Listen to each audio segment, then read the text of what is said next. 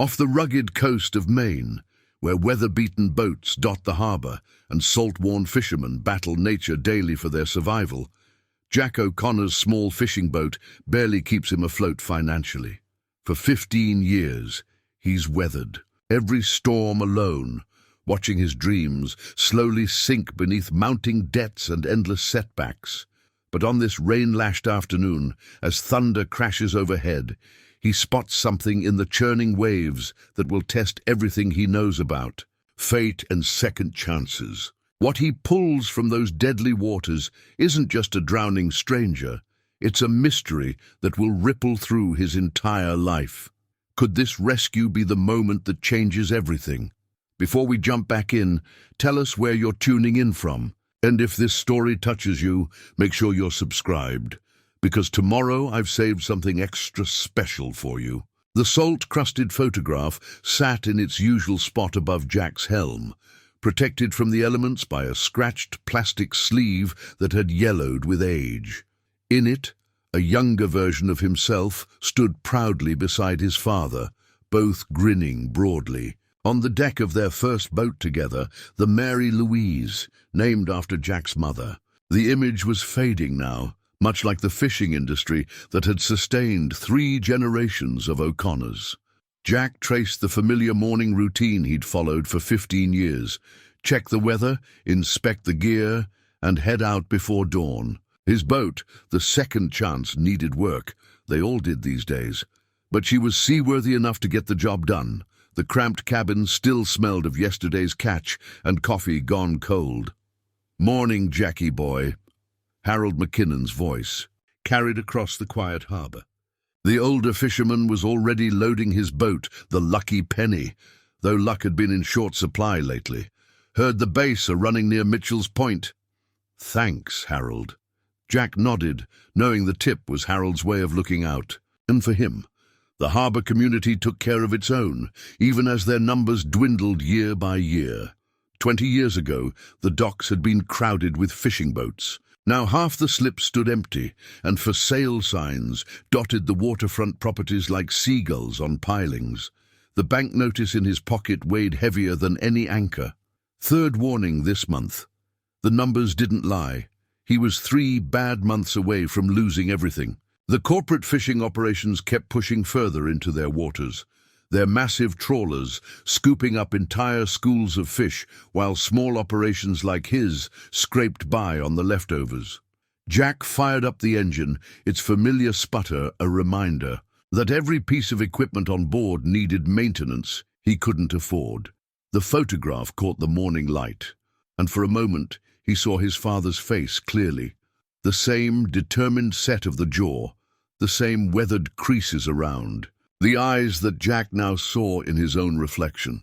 "We'll figure it out, Dad," he muttered, a daily ritual as automatic as checking his gear, "just like you always did."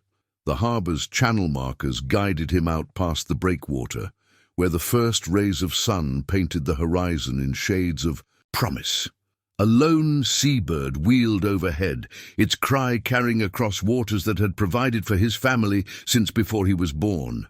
But the sea was changing, or maybe it was the world around it that had changed. Either way, Jack knew he was part of a dying breed, the independent fisherman, the last holdout against a tide of progress that threatened to wash away everything he'd ever known. His radio crackled with the day's weather report. Small craft. Advisory by afternoon, but he'd worked through worse. He had to. The alternative was unthinkable. Joining the ranks of former fishermen who now gave harbor tours to tourists or worked security at the new marina complex being built on the North Shore. The morning stretched ahead, full of possibility and uncertainty, in equal measure, just like every other morning in recent memory. But something felt different today. A charge in the air that went beyond the approaching weather system. Jack checked his nets one last time and set course for Mitchell's Point, hoping Harold's tip would pan out. One good catch wouldn't solve everything, but it might buy him enough time to figure out a longer-term solution. Behind him, the town of Port Haven grew smaller, its familiar skyline a reminder of everything he was fighting to preserve. Not just his own livelihood, but a way of life that had sustained this community for generations. The photograph's edges curled slightly in the morning humidity, his father's confident smile a silent witness to another day at sea. The old radio sputtered and crackled, its weather-beaten casing held together with duct tape and stubborn determination. Jack adjusted the dial, trying to clear the static from the weather update. Harold's tip about Mitchell's Point had paid off. His nets were heavy with bass, the best catch he'd had in weeks. But the darkening sky to the southeast worried him. Repeat, storm warning upgraded. All vessels advised to seek immediate shelter. Wind gusts expected to reach 50 knots. Wave heights. Static swallowed the rest of the message. But Jack had heard enough. He glanced at his nets, still half full in the water. An hour more and he could complete the haul. The massive shape of a corporate trawler appeared on the horizon, its steel hull dwarfing his modest vessel. "This is the Atlantic Pioneer," a clipped voice announced over the radio. "All vessels in Grid Sector 7, be advised we're beginning our sweep." The corporate boats never waited out storms.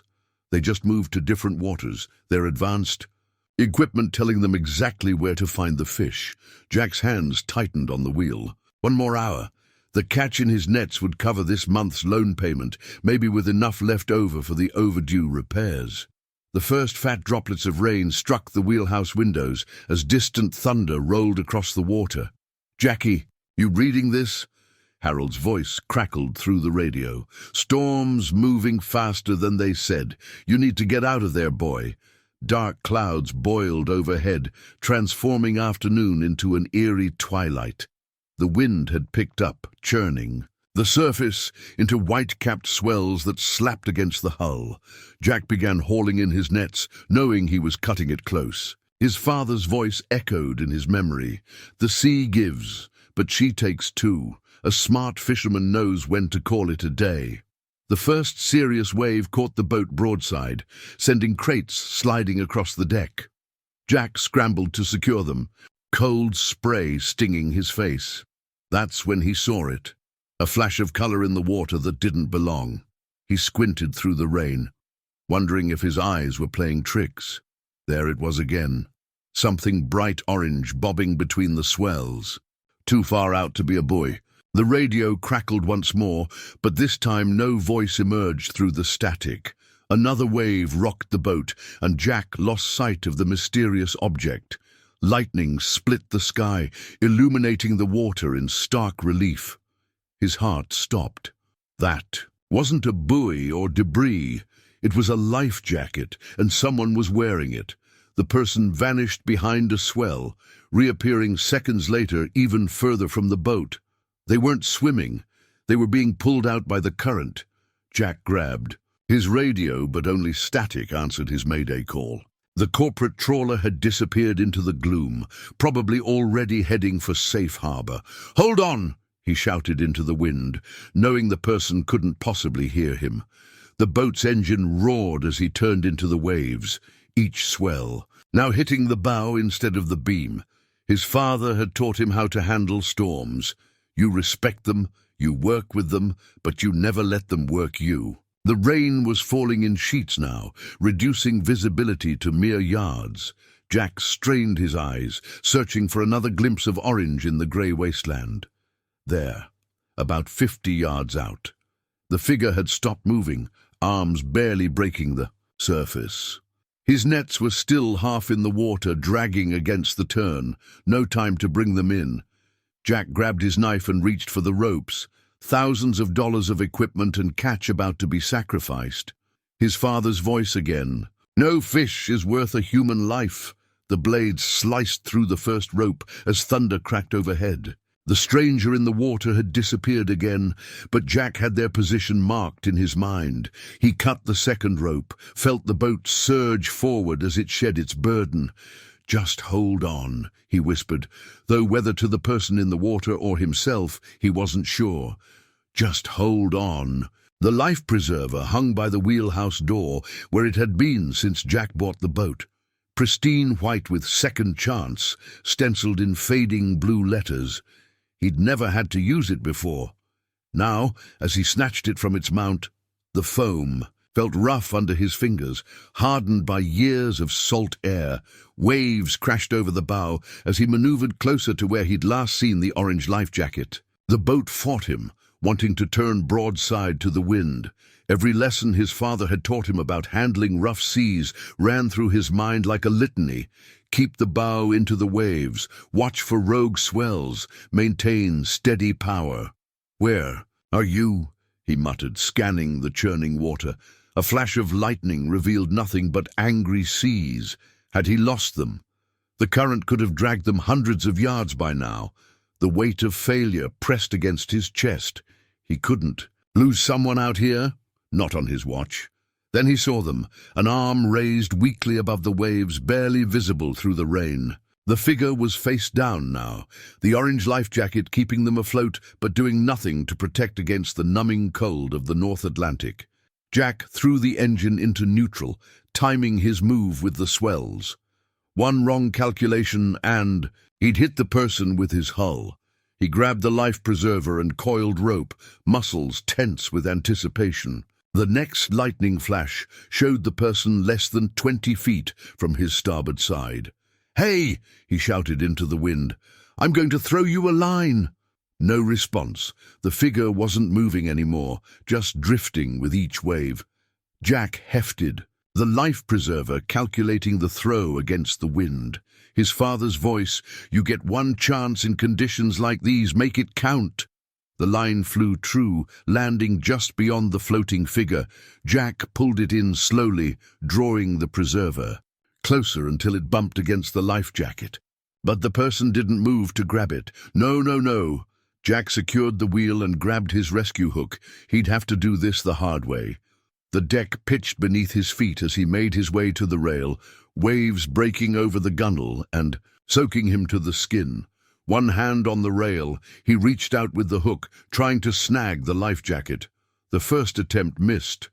On the second, the hook caught fabric. Jack pulled, arms straining against the weight of waterlogged clothing and dead weight. As the figure drew alongside, he could see it was a woman, her face pale and lips tinged blue. Getting her aboard nearly broke him. Twice he almost lost his grip, and once a wave almost took them both over the side. But somehow, remembering every maritime rescue training session he'd ever attended, he managed to haul her onto the deck. She wasn't breathing. Jack rolled her onto her side, letting water drain from her mouth. His CPR certification was years old, but the basics came back as he positioned her flat on the deck, protecting her head from the rolling boat. "Come on," he urged, beginning compressions. "Don't you give up on me."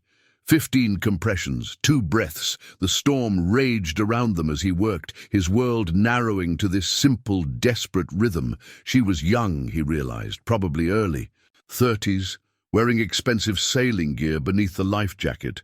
What was she doing out here alone? Another set of compressions, 2 more breaths. Lightning flashed, thunder boomed, and suddenly she convulsed, coughing up seawater.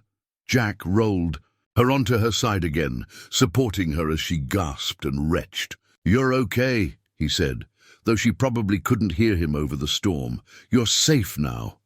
Her eyes fluttered open briefly, revealing a startling shade of green before rolling back as she lost consciousness again. But she was breathing. On her own, her pulse steady under his fingers.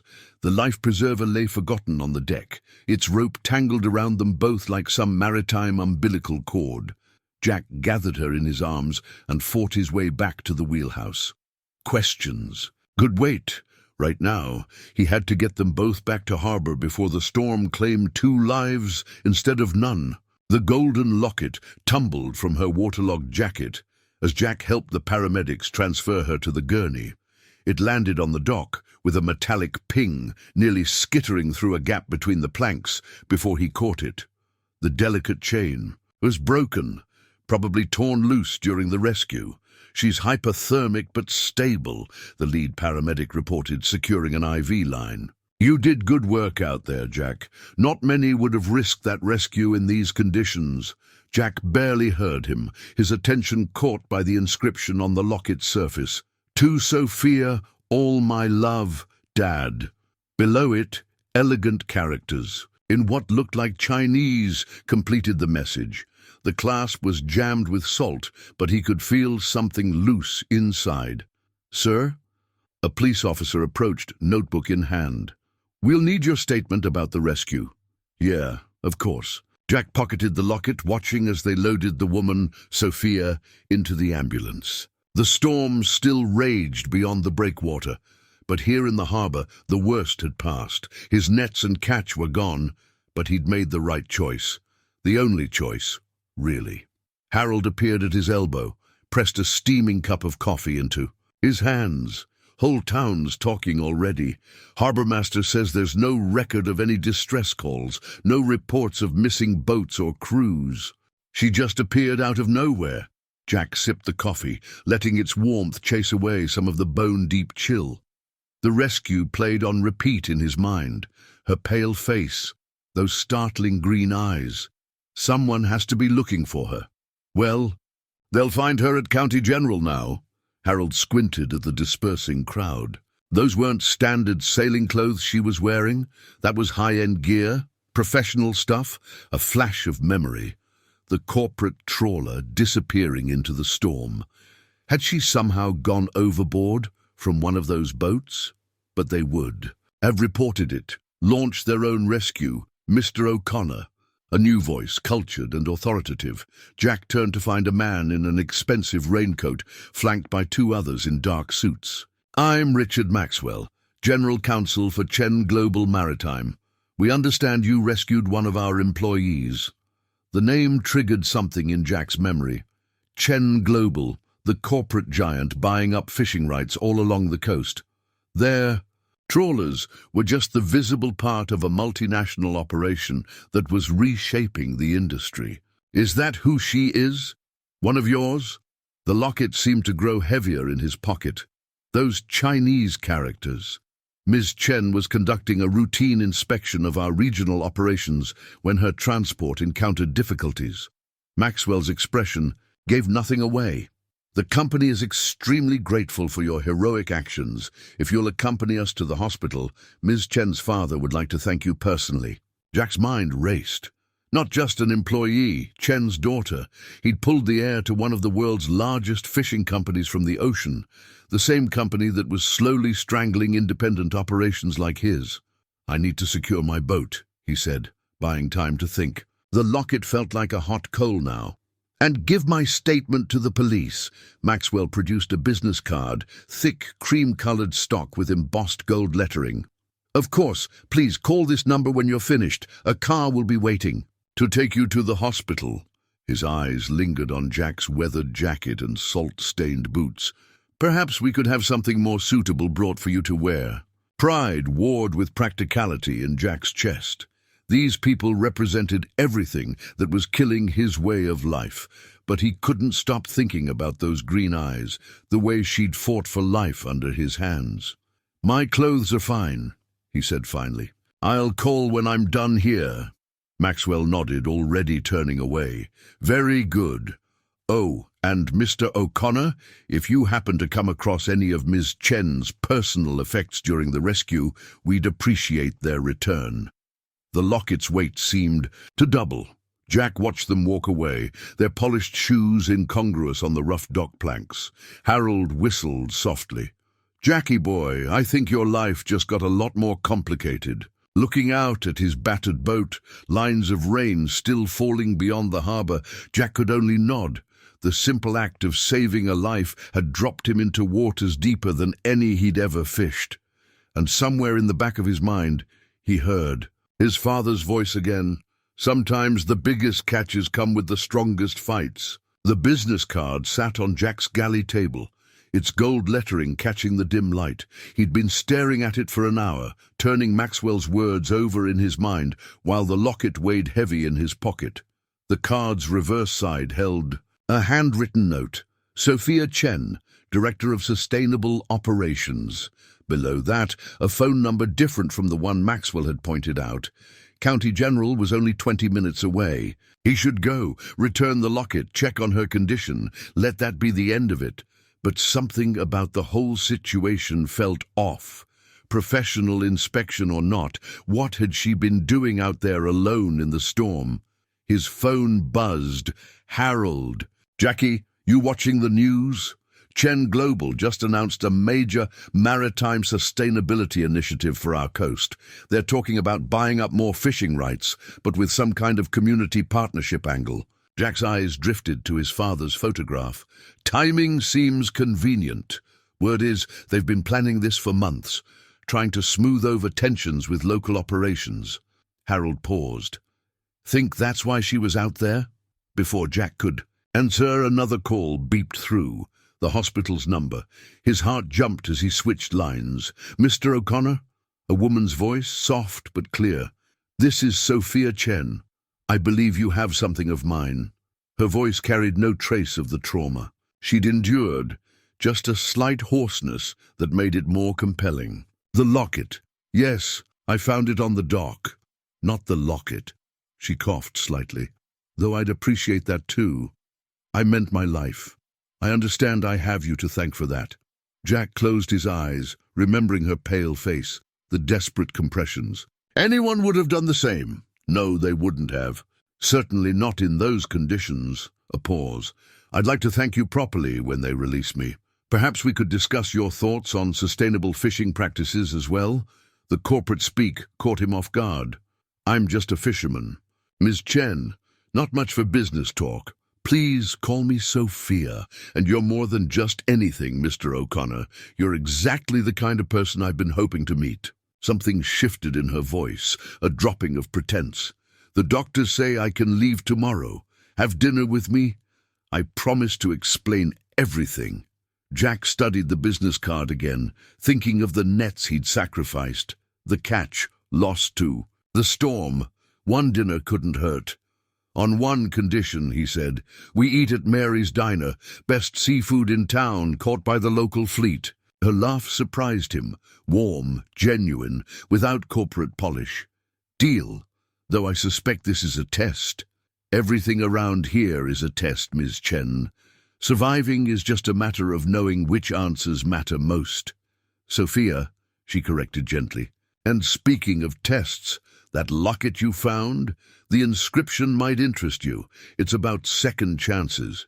Jack's hand tightened around the phone. He looked at his boat's name painted on the hull, visible through the galley window. "Seems to be a lot of those going around lately. Life has a way of bringing the right people together at the right time." Her voice softened further. "Even if it takes a storm to do it." After hanging up, Jack finally opened the locket. Inside, behind a small photograph of a younger Sophia with an older Chinese man, was a folded scrap of paper. He carefully smoothed it out, revealing more Chinese characters and below them an English translation. "The surface of the sea hides its depths, just as the heart hides its truths. But in the storm, all is revealed." Jack looked at the business card again, then at his father's photograph. Two worlds, separated by more than just wealth or background. Yet something about Sophia's voice, her laugh, it had sounded like truth. Or at least the beginning of one. The locket clicked shut in his hand, its gentle sound like a key turning in a lock. Tomorrow would bring its own revelations. For now, he had a dinner to prepare for, and a lifetime of assumptions to reconsider. Mary's Diner hadn't changed its decor since the 1970s, but that was part of its charm. Jack arrived early, sliding into his usual booth beneath a faded photograph of the harbour from better days. The contract papers Sophia had handed him lay unopened. On the worn Formica tabletop, their crisp edges at odds with the diner's comfortable shabbiness. "Coffee, hun?" Mary herself appeared, coffee pot in hand. Her eyes flickered to the papers, then to Jack's unusually pressed shirt. "Heard you pulled someone important out of the drink yesterday." "Just someone who needed help." Jack pushed his cup forward. "Like anyone else would have done." Mary snorted.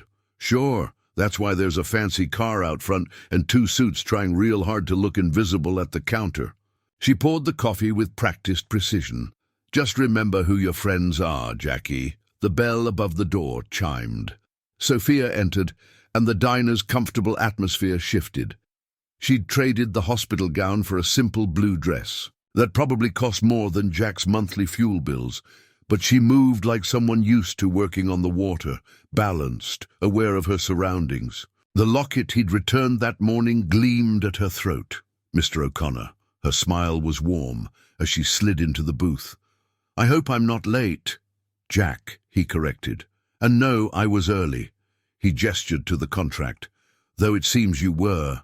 Earlier, Sophia had the grace to look slightly embarrassed. "I had it delivered because I wanted you to have time to look it over before we talked." "Did you read it?" "Not yet." Jack sipped his coffee. "Thought I'd rather hear it from you first. Why you were really out there in the storm. What this is all about." Mary appeared with a second coffee cup, giving Sophia an appraising look. "Ready to order?" "I'll have what he's having," Sophia said, not looking at the menu. Mary's eyebrows rose slightly as she walked away. "The local flounder special," Jack said. "Bold choice. I trust your judgment." Sophia wrapped her hands around the coffee cup. "Just like I'm hoping you'll trust mine. That contract isn't what you think. You mean it's not Chen Global buying up more local fishing rights? It's us giving them back." She leaned forward. "The sustainability initiative isn't just corporate greenwashing, Jack. It's a complete restructuring of how we operate. Partnership with local fishermen, profit sharing, modernization that preserves traditional methods instead of replacing them." Jack's fingers brushed the contract's edge. "And you need me because you're respected here. Because you understand both the old ways and the need for change." She touched her locket unconsciously. "Because you're the kind of person who risks everything to save a stranger. Even if that stranger was there specifically to meet me?" Sophia's eyes widened slightly. "You figured it out. Small harbors have long memories. Your father's name was familiar, not just from Chen Global. He used to fish these waters, didn't he, before he built his empire, 30 years ago?" Sophia nodded. "He started with one boat, just like you, just like your father." She pulled out an old photograph from her purse, creased and worn. It showed 2 young men on a fishing boat, grinning at the camera. Jack recognized his father immediately, and the man beside him had Sophia's eyes. "They were friends," Jack said, softly, pieces clicking into place. "More than that, partners, until the storm that claimed your mother's life. My father offered to help yours modernize, expand, but Dad believed in doing things the old way, even if it meant struggling." Sophia touched the photograph gently. "When I took over sustainable operations, I started reading the old files, found this picture, started asking questions. Father finally told me everything, including how much he regretted letting their friendship fade. So you came to offer." "What? A second chance?" "A bridge between 2 worlds." She pushed the contract closer. "Read it, really read it. This isn't about buying out tradition, Jack. It's about preserving it, making it viable again, with you helping lead the way." The leather-bound ledger was a time capsule of Port Haven's fishing history. Jack's father had kept meticulous records, catches, weather patterns, cruise shares, everything that made the industry tick. Running his finger down the yellowed pages, Jack could trace the slow decline. Bigger corporations moving in, smaller operations folding, prices dropping while costs soared. "Your father was quite the accountant," Sophia said, leaning close to study the neat columns. They sat in Jack's small kitchen, early morning light streaming through salt-sprayed windows. 3 days had passed since their dinner at Mary's, and the harbour was buzzing with rumours about Chen Global's proposal. "He believed in knowing exactly where you stand." Jack turned to the final entries, made just before his father's death. "Said you can't navigate forward if you don't know your true position." Sophia touched one of the entries. "These patterns here, they match our corporate data. Your father was tracking the same decline we were, just from a different perspective." The morning coffee percolated, filling the kitchen with its familiar aroma. Outside, boats were heading out for the day's catch. Jack had been planet-bound since the rescue. dealing with insurance forms for his lost nets and fielding endless questions from fellow fishermen. "Harold's organizing a meeting," he said, closing the ledger. "Tomorrow night at the Union Hall. They want to hear about the proposal directly from you. Are you ready for that? Once it goes public, everything changes." Jack stood, poured 2 cups of coffee. "Question is, changes for better or worse?" Sophia accepted the cup, her fingers brushing his. "Come with me, I want to show you something." They drove in her rental car along the coast, past weather-beaten houses and empty storefronts. Sophia handled the vehicle with the same confidence she'd shown in the diner. No hesitation, no wasted movement. She pulled into a small cove north of town, one that had once been thick with fishing boats. "What do you see?" she asked, leading him to the water's edge. "Ghost Harbor," Jack said. "Used to be 30 boats worked from here. Now it's just storage for pleasure craft." Look closer. At the water quality, the marine growth on the pilings. The fish populations here have rebounded since the commercial operations left. Now imagine this harbor active again, but with sustainable practices, limited catches, targeted species, no bottom trawling. She pulled out her tablet, showed him simulation models. "Your father's ledger proves it. The old ways worked because they were naturally limiting. We just need to apply that wisdom with modern efficiency." Jack watched a school of fish dart beneath the clear water. "And Chen Global makes money how?" "By selling authenticity.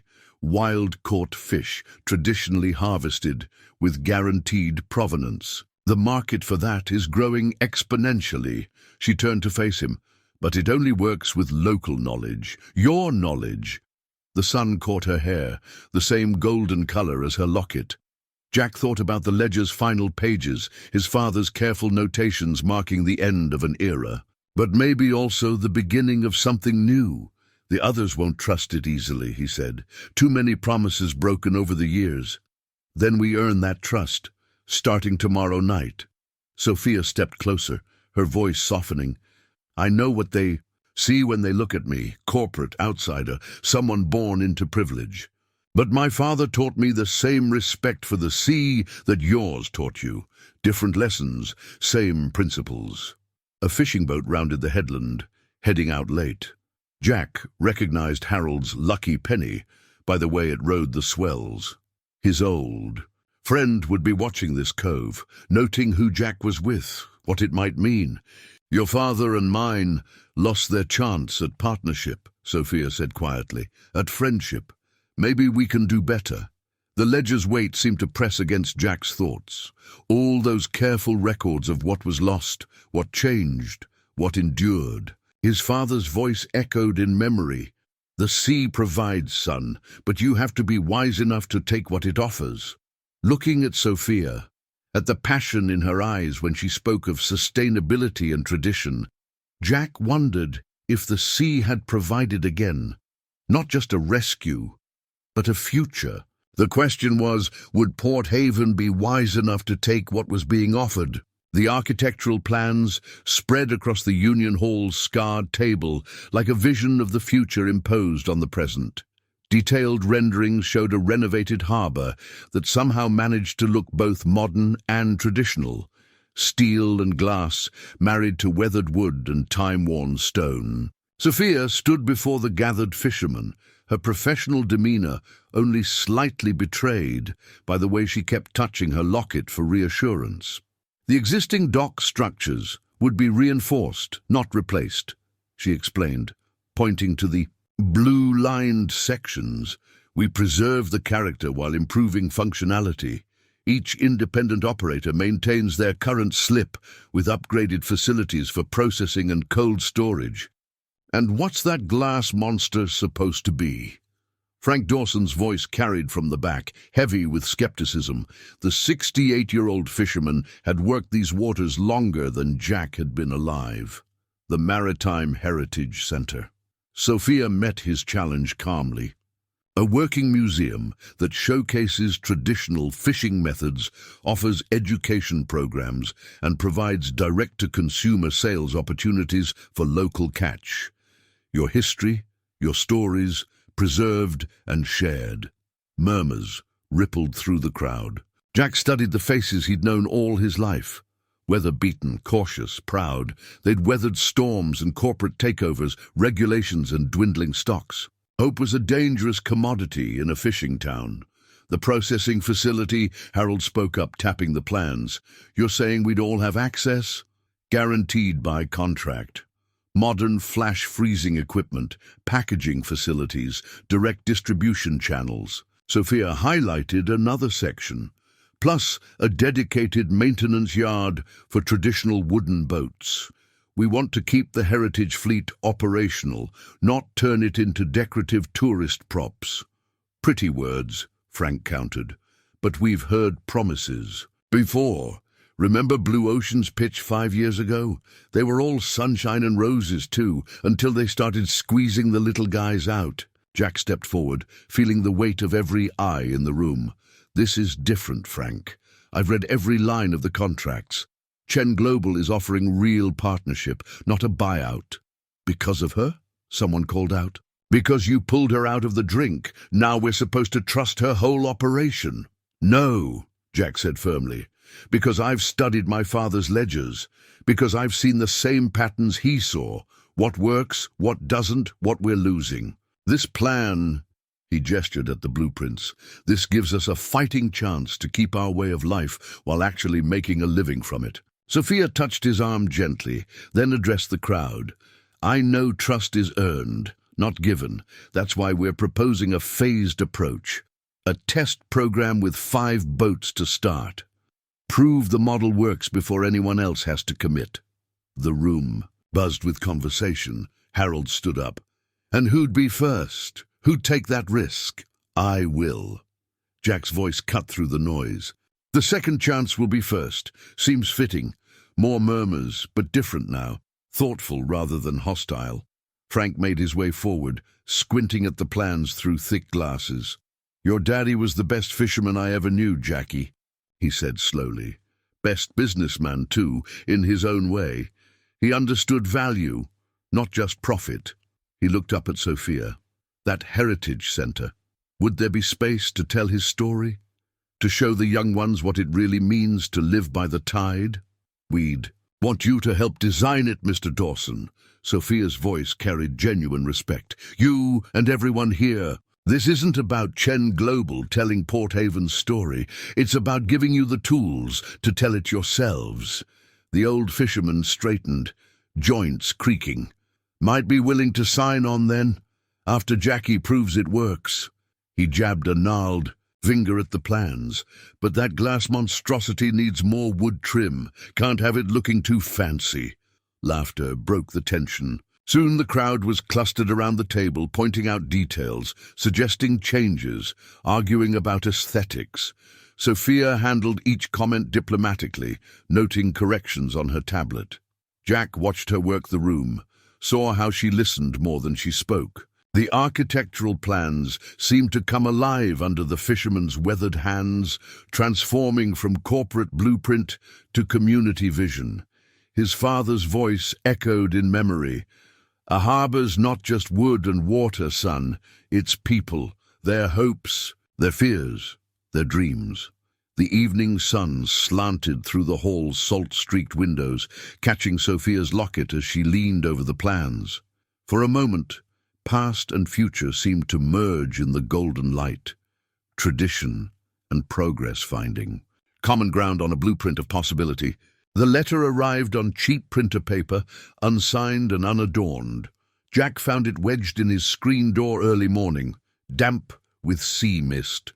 The message was computer printed, but its meaning was crystal clear. Back off while you can. Some traditions don't need saving. Some changes aren't welcome. Ask yourself why she was really in that water. First warning. Dawn was just breaking over the harbor as Jack reread the note. 2 weeks had passed since the Union Hall meeting. The test program was set to launch next month, with the second chance leading the way. He'd been so focused on the future, he'd forgotten that progress always cast shadows. His phone buzzed. Sophia. Morning, he answered, trying to keep his voice normal. You're up early. Turn on the news. She sounded tense. Channel 8. He flicked on the small TV he kept in the kitchen. A reporter stood on the dock near his slip, the Second Chance visible in the background. The headline crawled across the bottom. Corporate giant's sustainable fishing program faces allegations of environmental fraud. Independent watchdog groups claim Chen Global's previous sustainability initiatives in Asian markets led to increased illegal fishing and false reporting, the reporter said. Sources suggest the Port Haven project could be another case of blue washing, using environmental promises to hide conventional corporate expansion. Jack's free hand crumpled the anonymous letter. Sophia, it's not true.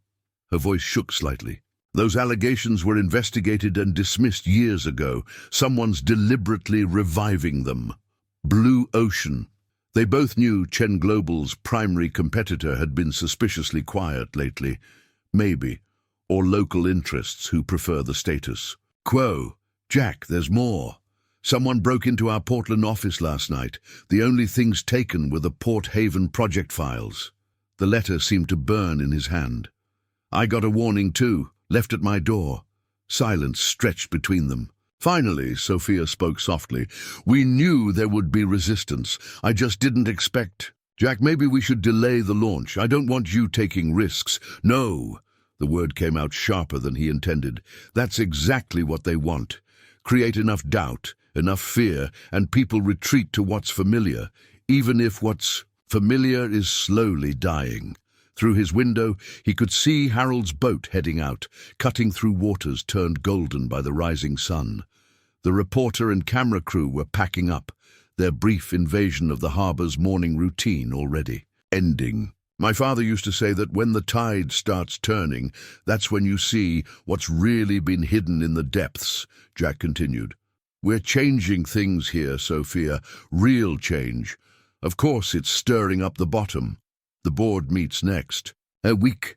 They'll want answers about the security breach, about these allegations. She paused. About us. The last word hung between them, acknowledging something neither had yet voiced. Their daily meetings had started stretching into evening walks along the shore. Coffee at Mary's had become dinner at small restaurants up the coast. The whole town was talking, but not just about the business partnership. Let them ask.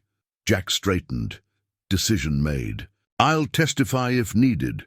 Bring the ledgers. Show them the real history. Prove this isn't about corporate expansion. It's about survival. For all of us. Jack. Her voice softened further. I never meant to drag you into a corporate war. He looked at the letter again, thinking of stormy waters and split-second choices. Pretty sure I dragged myself in when I jumped into that storm after you. Speaking of which, you never did tell me exactly why you were out there that day. A long pause. No, I didn't. Another pause. Have dinner with me tonight. There's something you need to know. About the accident. About why I really came to Port Haven. The harbour was fully awake now, boats moving through the morning mist like ghosts of all the years that had come before.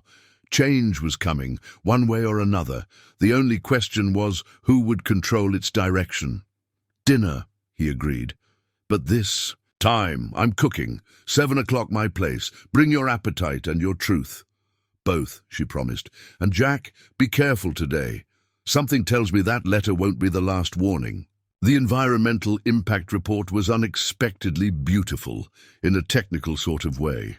Full-color charts tracked fish populations across decades, while detailed maps showed spawning grounds and migration patterns. Jack spread the documents across his galley table, Sophia beside him, both of them poring over data that could make or break the project.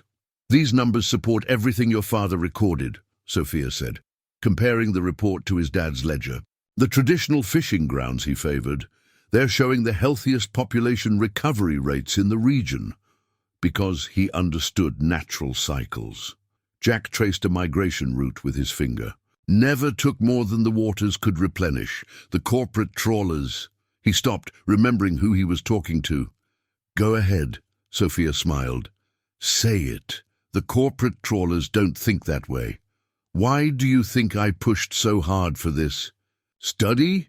Before Jack could respond, a sharp knock rattled his door. Harold entered without waiting, his face tight with concern. "You two need to see this." He slapped a tablet down on top of the reports. A competing study was making rounds online, claiming Chen Global's data was manipulated. The author? Dr. James Morrison, Blue Ocean's chief environmental scientist. "It's getting ugly out there," Harold said. "Morrison's claiming your whole sustainable fishing model is based on flawed methodology. Says it'll actually increase pressure on declining species." Sophia's hands clenched. "Morrison lost his credibility years ago. He takes funding from anyone. Who wants to block environmental initiatives?" "Doesn't matter," Jack said quietly. "People will believe what fits their fears. We need something concrete, something local." He pulled out the spawning ground maps, an idea forming. "These testing sites, we can verify them ourselves, right? Take samples, shoot underwater footage?" Sophia nodded slowly. "We have the equipment on our research vessel, but it would take weeks. Not if we get the whole harbor involved." Jack turned to Harold. "How many boats would trust us enough to help? After that threat letter?" "Not many." Harold studied the maps. "But a few. Frank might come around if you show him these numbers. He's been tracking spawning grounds his whole life." Sophia touched Jack's arm. "The board meeting is in 3 days.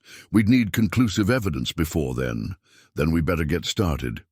Jack grabbed his keys. "Harold, call Frank. Sophia, get your research team ready. We're going to do our own environmental study, one that even Morrison can't ignore." The next 48 hours passed in a blur of activity. Local boats spread across testing sites, dropping sensors and cameras. Frank's knowledge proved invaluable, confirming spawning locations that matched perfectly with the report's projections. Even the skeptics had to admit the data was compelling, but it was the underwater footage that proved most powerful.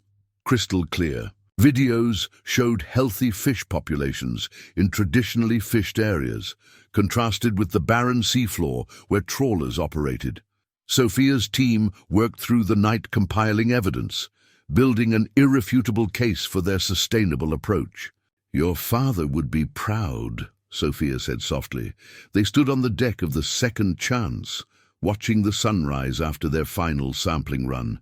"You've united the harbor in a way I never could." Jack thought about the report's implications. Not just for the project, but for the future of fishing itself. Maybe that's what this was always about. Not just preserving tradition, but proving it was right all along. "Jack," Sophia hesitated, "about what I need to tell you. Why I was out in that storm." His radio crackled before she could continue. Harold's voice urgent. "Jackie, get back to dock now. Morrison himself just showed up with a film crew. He's challenging us to defend our data. Live interview in 1 hour."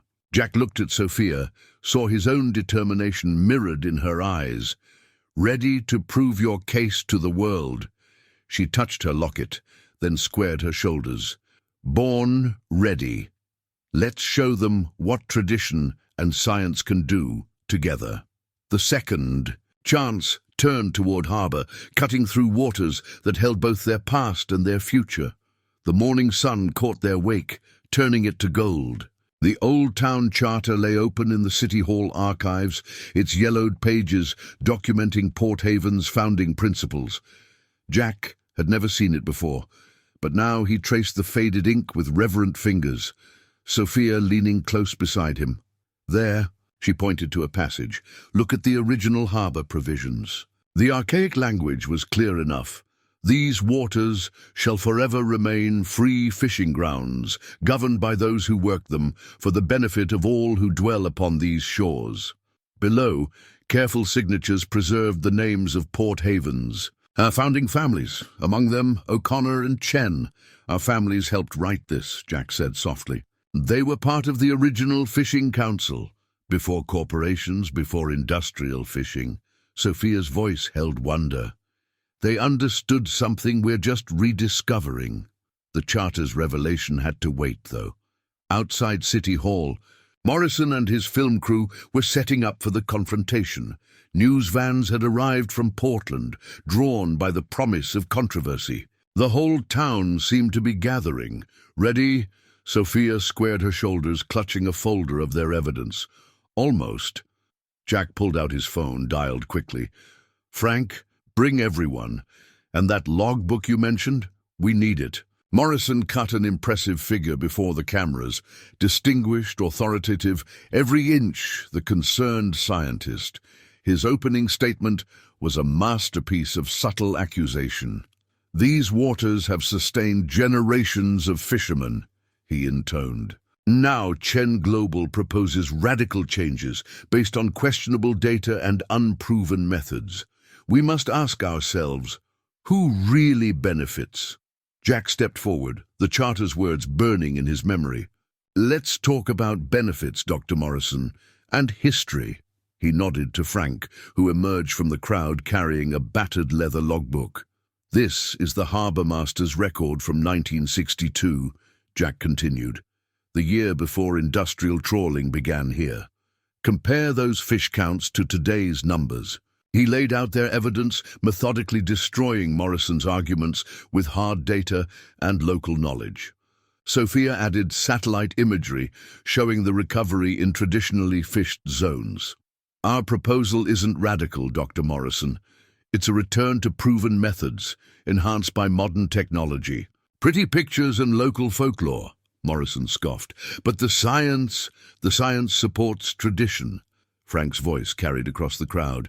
I've fished these waters 50 years, watched the big operations destroy grounds that had been productive for generations.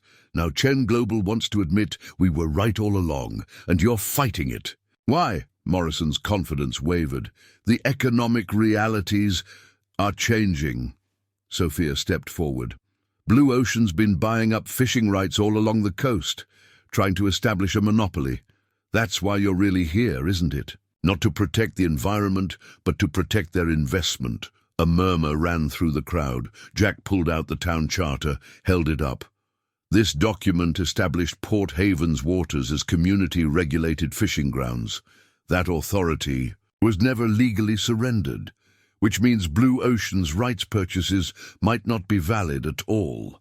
Morrison's face reddened. I'm suggesting you're trying to block our project because it threatens Blue Ocean's expansion plans.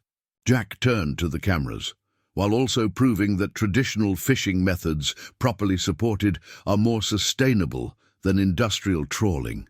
The crowd's mood was shifting.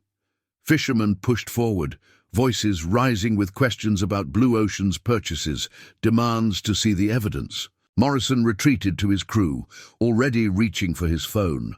Sophia touched Jack's arm. You knew about the charter all along, didn't you? That's why you were so confident about the board meeting. Suspected. Needed to confirm it. He watched Morrison's hasty departure. But I still don't know why you were out in that storm. Think it's finally time you told me? She fingered her locket, looking at the charter in his hands. Yes, because it's all connected. The accident. Blue Ocean, everything. Her eyes met his, filled with both trust and trepidation. But not here. Tonight, after the Harbour Council meeting. I'll tell you everything. The crowd was dispersing, but the energy remained electric. Change was coming to Port Haven, but not the kind Blue Ocean had planned. Jack carefully returned the charter to its protective folder, this piece of history that had just helped secure their future. Frank clapped him on the shoulder. Your father would have loved this, Jackie. Using the old laws to protect the old ways, while building something new, Sophia added softly. The morning sun broke through Port Haven's perpetual fog, catching the gold of Sophia's locket. Tonight would bring its own revelations. But for now, tradition and progress had found common ground in faded ink and enduring principles. The sheared steering cable lay on Jack's workbench like a metal snake, its clean-cut surface catching the workshop's fluorescent light. Harold examined it with practiced eyes, his expression grim. No way this was wear and tear, he said, pointing to the cut marks. Someone got aboard the Second Chance last night. Could have killed you if it had snapped at sea. Jack's hands clenched. He'd discovered the sabotage during his morning equipment check, the same careful routine that had saved his life countless times before. The Harbour Council meeting was in 3 hours, and Sophia still wasn't answering her phone. Security cameras? He asked, though he already knew the answer. The harbour's surveillance system had mysteriously malfunctioned overnight. Dead, along with the ones at Chen Global's office. Harold set the cable down carefully. Jackie, this isn't just business anymore. Someone's playing for keeps. A commotion outside drew their attention. Through the workshop's grimy windows, they saw Sophia's corporate security team searching her. Their faces tense. She stood to the side, pale but composed, Maxwell hovering nearby. "I need to—" Jack started. "Go," Harold nodded. "I'll get Frank and the others. After that cable, they need to know what we're really up against." Sophia met Jack halfway to her car. "We need to talk. Now." She led him to a quiet corner of the dock. Her usual confidence rattled. "They found this in my car." She handed him a USB drive. "Security footage from the night of the accident. The night you rescued me. The storm." The drive felt heavy in his hand. "I thought all the cameras were down that day." "They were. This is from a different source." She touched her locket, a nervous gesture he'd come to recognize.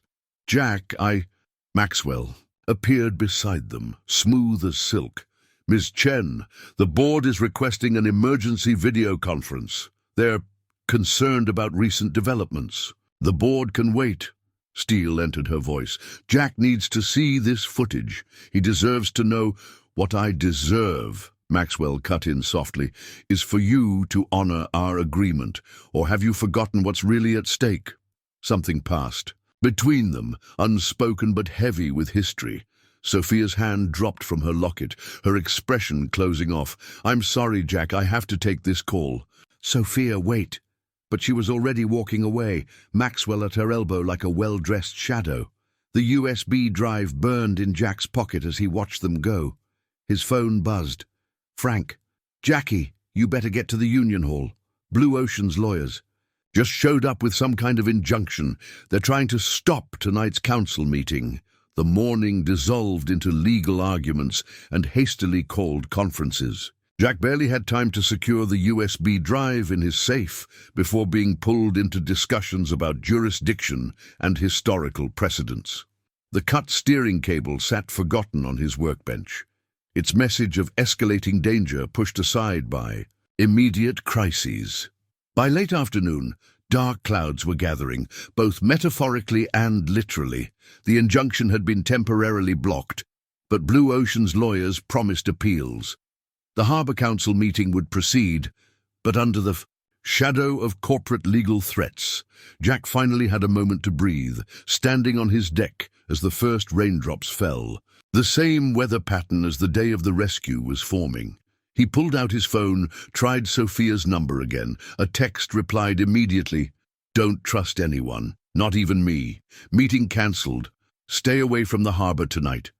Before he could respond, Harold's voice carried across the dock. "Jackie, Sophia's car, it just went off the road up on Harbour Point."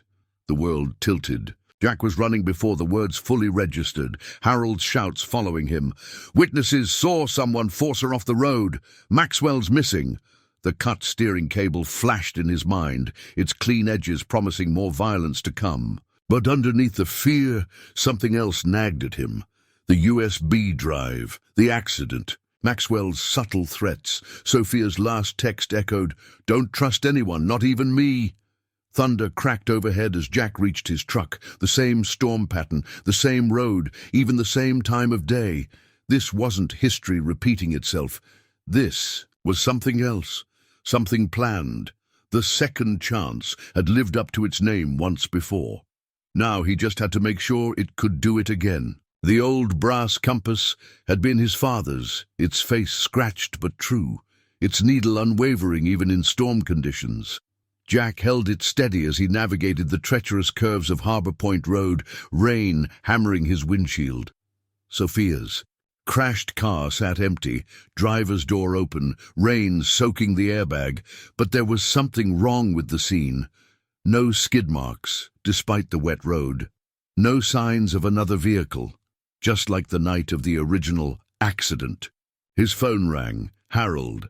Jackie got into the harbour security office, found something you need to see. That footage from the storm, it wasn't an accident. She was running. Jack finished, spotting something in the mud beside Sophia's car. Her locket lay half-buried, chain broken just like before. She staged both accidents, but why? Maxwell's been working for Blue Ocean the whole time. Deep cover. Found the proof in static cut through Harold's voice. Files show they've been planning this for months. Using Sophia to... The call died. Jack pocketed the locket and pulled out the USB drive he'd grabbed from his safe. His laptop booted slowly, rain drumming on the truck's roof as he watched the security footage. The video showed Sophia arguing with Maxwell the night of the storm. She had discovered his double agent status, threatened to expose Blue Ocean's illegal operations. The next clip showed her running, Maxwell in pursuit. She'd chosen the storm as cover, knowing the corporate boats wouldn't follow, but she hadn't counted on a local fisherman being stubborn enough to stay out in those conditions. The compass lay on his dashboard, pointing steadily northeast, toward the old lighthouse. The same direction he'd seen fresh tire tracks heading. His radio crackled. Frank's voice. Jackie found something in those old logbooks. The lighthouse keeper's records from the 60s. There's a sea cave below the point. Used to be a smuggler's route. High tide covers the entrance, but low tide... When's the next low tide? 20 minutes. But that storm's getting worse, even. If she's there, she'll be there. Jack was already turning toward the lighthouse access road. Maxwell doesn't know about the cave. She's leading him in circles while the tide drops. He killed his headlights as he approached the lighthouse. Rain reducing visibility to mere feet. A black SUV sat hidden among the trees. Maxwell's, judging by the government plates. The compass pointed toward an overgrown trail leading down the cliffs. Jack moved carefully, years of working on wet decks serving him well on the slick rocks. Voices, carried up from below, barely audible over the storm. It's over, Sophia. Maxwell's voice. Blue Ocean knows about the charter gambit. They're prepared to fight it in court for years. By then, there won't be any independent fishermen left to save. You really think I came back just for the fishing rights? Sophia's tone was pure steel. The drive you're so desperate to find, it has everything. Every illegal operation Blue Ocean's been running, every bribe, every covered-up environmental violation. Dad suspected for years, but he needed proof. Your father's a fool who never understood how this industry really works. Now where's the drive? Jack edged closer, using the storm for cover. They stood at the cave's entrance, Maxwell holding a gun, Sophia backed against the rocks. The tide was still too high to reach the cave's inner chamber. You want to know how the industry really works? Sophia's voice carried over the waves. Ask him. She looked directly at Jack's position. Maxwell started to turn, but Jack was already moving. The compass flew from his hand, striking Maxwell's arm just as Sophia dove for his legs. The gun went spinning, swallowed by the surf. The fight was brief and brutal. Maxwell might have had training, but Jack had spent his life wrestling nets in heavy seas. When it was over, Maxwell lay unconscious, and Sophia was clutching her side, breathing hard. You knew I'd figure it out, Jack said, retrieving his compass from the churning water. Hoped, she managed to smile. Needed someone who'd understand why this matters, why it's worth fighting for. She pulled a second USB drive from her boot. The one in your safe is a dummy. This is everything. Blue Ocean's whole operation. And the first accident, the rescue, had to make them think they'd won, that they'd scared me off. She touched her side, where the locket usually hung. Didn't count on finding something worth staying for. The compass needle swung with the storm winds, but its course was still true. Like the harbor's future, like the truth, sometimes hidden, but always there for those who knew how to read the signs. Lightning flashed as they helped each other up the cliff trail, leaving Maxwell for the authorities Harold had already called. The storm was breaking, and with it, the hold that fear and secrecy had kept on Port Haven's waters. The old navigation map covered most of Mary's largest table, its creased surface showing decades of penciled notes and careful annotations. 3 generations of Port Haven fishermen had marked their knowledge on this single chart. Spawning grounds, safe harbors, dangerous shoals. Now it served a new purpose as the community plotted its future. Blue Ocean's operations were concentrated here.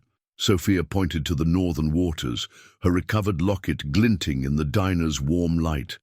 They've been using these deeper channels to hide their illegal trawling from satellite monitoring.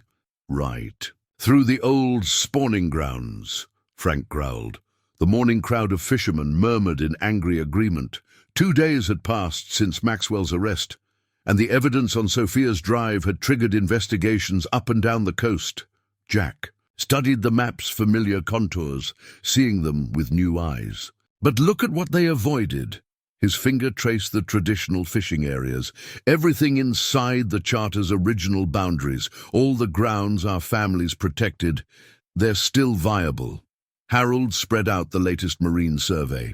Population counts are actually improving in those zones. Traditional methods plus modern conservation. It's working exactly like you said it would. The bell above Mary's door chimed. Chen Global's board chairman entered, looking somewhat out of place in his expensive suit. But there was something familiar about the way he carried himself, an echo of Sophia's confidence. Dad. Sophia stood, tension visible in her shoulders. They hadn't spoken since the truth about Maxwell came out. James Chen surveyed the gathered fishermen, then the map-covered table. Something softened in his expression. "You found your grandfather's old chart," he said to Sophia. "He taught me to navigate by these same marks, back when I was just a deckhand." He moved closer, touched a faded notation. "This was your mother's handwriting. She added the seasonal patterns, helped us understand how the grounds renewed themselves." He looked at his daughter. "She always said the sea would show us the right path if we were wise enough to follow it."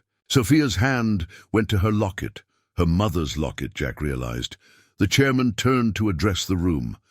"Chen Global's board has reviewed the evidence about Blue Ocean's activities.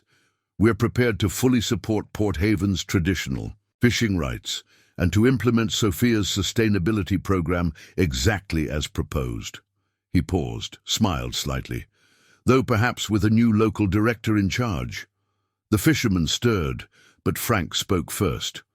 "And who'd that be?" "Joint leadership," Sophia said quickly. "If Jack agrees, traditional knowledge and modern methods working together, the way it always should have been." Jack felt the weight of every eye in the diner. He looked at the map, thought of his father's ledgers, of everything that had led to this moment. "On one condition," he said finally, "we keep the independent.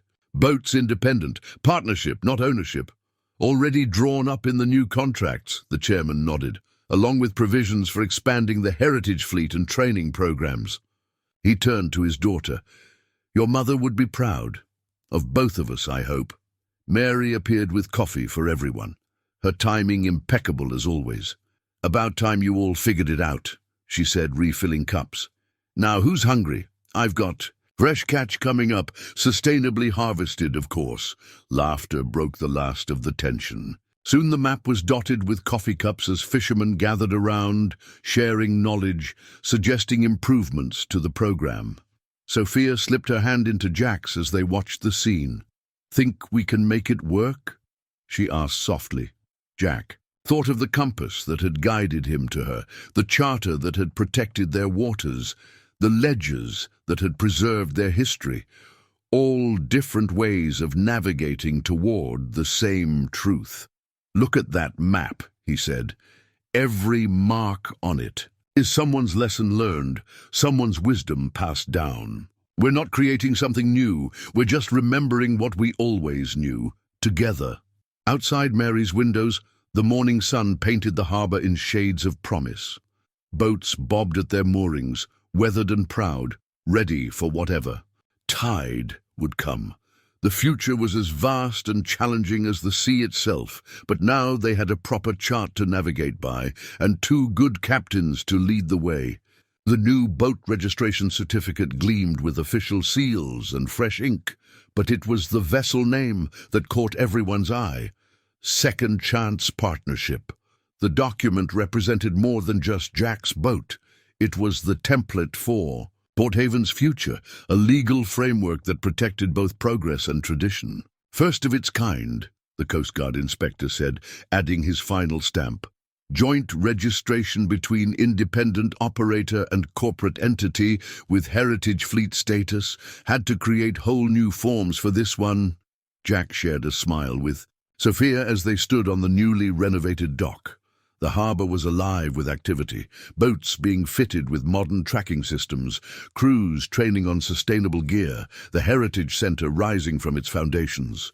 Speaking of forms, Sophia said, pulling out another document, Dad finished the trust arrangement, the Chen family's original fishing rights, restored to local control, legally binding and irreversible. Frank appeared with a bottle of champagne. Harold trailing behind with plastic cups. Enough paperwork. Time to celebrate the first official heritage vessel of the new fleet. The Second Chance looked different now, restored to her original lines, but upgraded where it counted. Modern equipment blended seamlessly with traditional construction, just as the new partnership balanced corporate resources with local wisdom. Remember what this place looked like 2 months ago? Harold handed out cups. Empty slips, failing boats, everyone just hanging on. Jack did remember. The contrast was striking. Where there had been resignation, now there was purpose. The fishing crews moved with new confidence, proud of their role in something larger than themselves. Got the first harvest numbers from the trial runs, Sophia said, accepting a cup. Traditional. Methods plus targeted tracking. We're seeing better yields than industrial trawling, with minimal environmental impact. And better prices, Frank added. Restaurants in Portland are fighting over our catch. Turns out people will pay extra for fish with a story, harvested the right way. The champagne made its rounds as more people gathered. Mary appeared with a tray of her famous crab cakes. On the house for this occasion. The harbour's transformation had brought new customers to her diner, but she kept the old specials board and weathered tables. Some traditions didn't need changing. Jack found himself studying the registration certificate again. His father's name was still there, listed as the original owner, with Jack and Sophia now sharing operational rights. A bridge between past and future, just like everything else they'd built. Having second thoughts, Sophia touched his arm gently.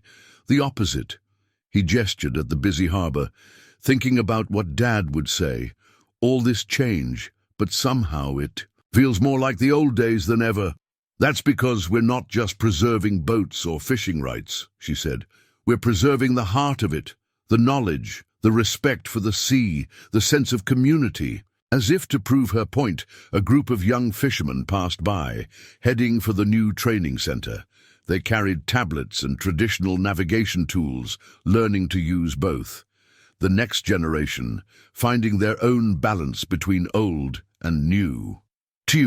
Celebration continued into evening, the harbour lights reflecting off calm waters. Stories flowed as freely as Mary's coffee, old grievances giving way to new possibilities. Even the corporate representatives from Chen Global had relaxed, their suits abandoned for more practical portwear. Got something for you, Harold said, pulling Jack aside.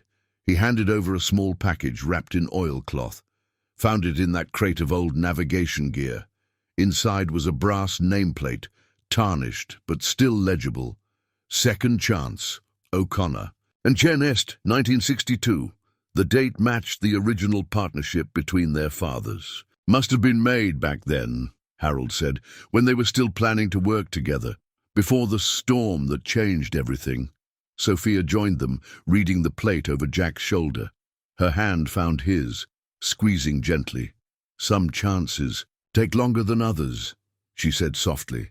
The registration certificate had already been filed, the partnership officially recorded.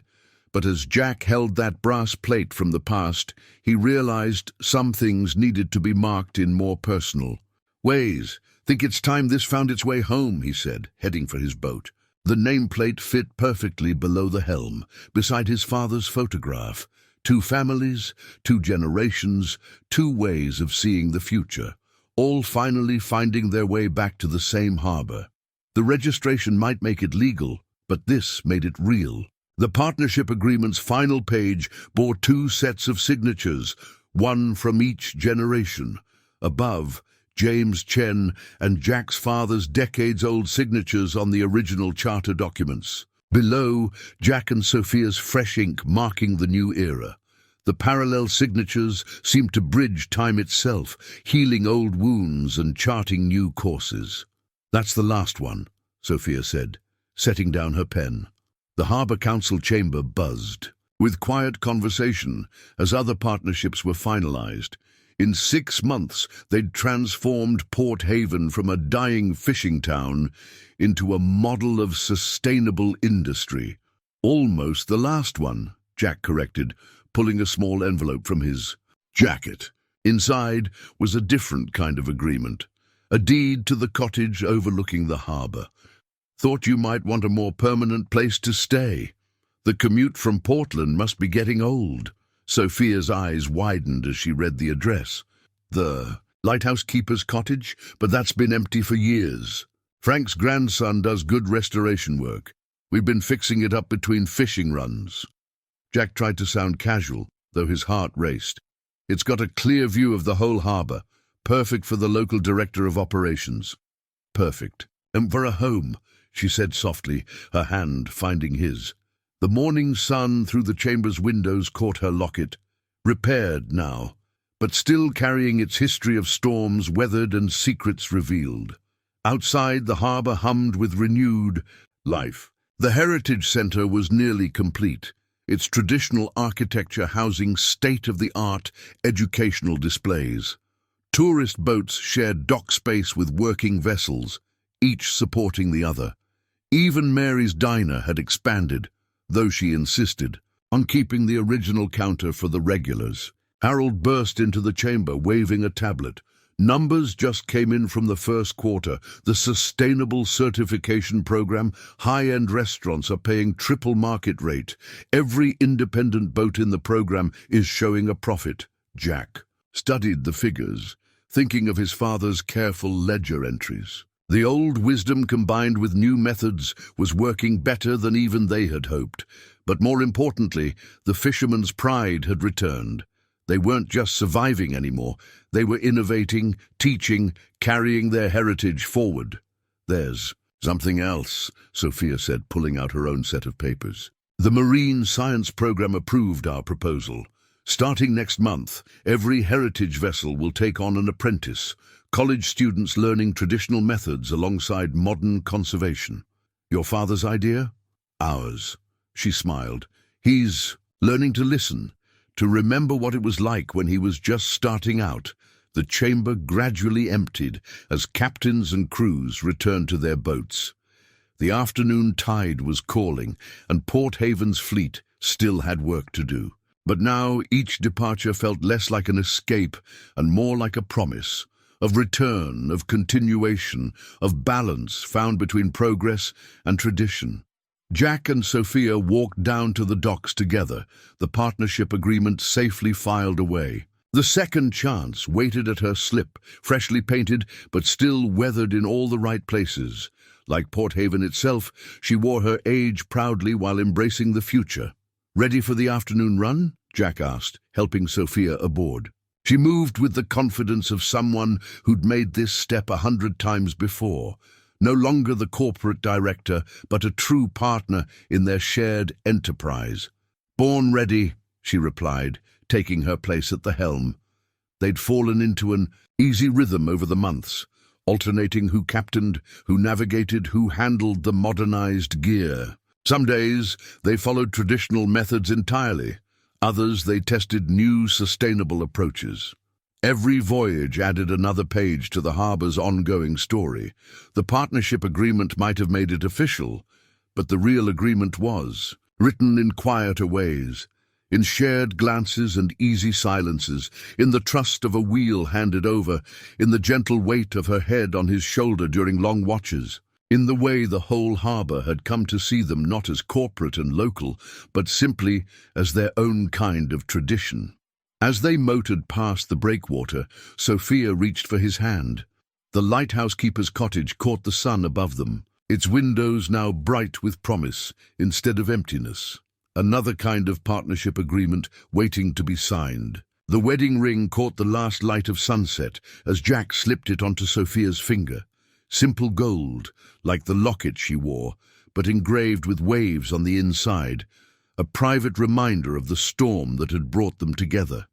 They stood on the deck of the Second Chance. Their friends and family gathered around them, the harbor spread out below like a painting come to life. 1 year to the day since that desperate rescue, and Port Haven had transformed in ways none of them could have imagined. The Heritage Fleet's flags snapped in the breeze, each boat proudly displaying both traditional colors and sustainable certification. The Maritime Center hummed with activity, its classrooms full of young people learning the delicate balance between old wisdom and new techniques. By the power vested in me, Frank said, his weathered voice carrying across the water, and by the blessing of these witnesses and this harbor that has been our home. He paused, emotions catching up. Well, you know the rest. Just kiss her, Jackie. Laughter and applause rolled across the deck. Sophia's father wiped away tears as he watched his daughter, no longer the corporate director, but a true daughter of the harbor, seal her future with a fisherman's son. The partnership that had begun with their father's dreams had finally come full circle. Mary had outdone herself with the reception at the diner, converting the old place into an elegant venue while somehow keeping its authentic charm. Stories flowed as freely as wine, tales of storms weathered and challenges overcome, each one a thread in Port Haven's continuing story. Remember the look on Maxwell's face, Harold chuckled, when the FBI showed up with those Blue Ocean files? Never seen a man turn so pale. Remember the first Heritage Fleet ceremony? Frank's grandson added, when the old boats sailed out alongside the modern ones, all of them working together? Sophia leaned close to Jack as they swayed to the music, her ring warm against his shoulder. Remember our first dinner here? She whispered, when you were so suspicious of the corporate invader. Remember our first kiss, he countered, up at the lighthouse cottage after you finally told me the whole truth about the accident? Remember tomorrow, she said softly, and all the tomorrows after that. The evening deepened into night, stars appearing above the harbor lights. One by one, the wedding guests departed, heading home to rest before the morning tide. The fishing didn't stop for celebrations. The sea kept its own schedule. Jack and Sophia stood at the helm of the Second Chance, now their home as much as their workplace.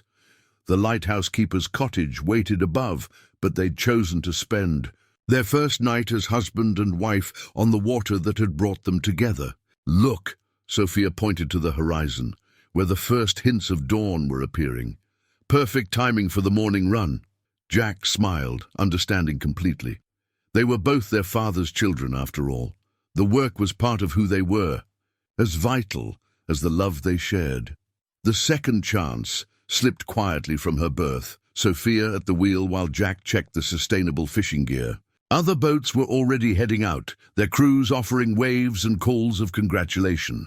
The morning felt both entirely new and comfortably familiar, like the wedding ring on his finger, a fresh symbol of things his heart had known for months. As the sun rose over Port Haven, painting the water in shades of possibility, Jack watched his bride navigate them toward the fishing grounds. The harbor behind them was safe, the future ahead wide open. Every wave brought them further into the life they'd built together, where tradition and progress, love and duty, past and future, all flowed as naturally as the tides themselves. Some called it a fairy tale ending, the corporate heir and the fisherman's. Son, healing old wounds and building new dreams. But standing there on his boat, watching the morning light catch Sophia's ring as she guided them home, Jack knew it wasn't an ending at all. It was just another beginning, in a harbour full of second chances.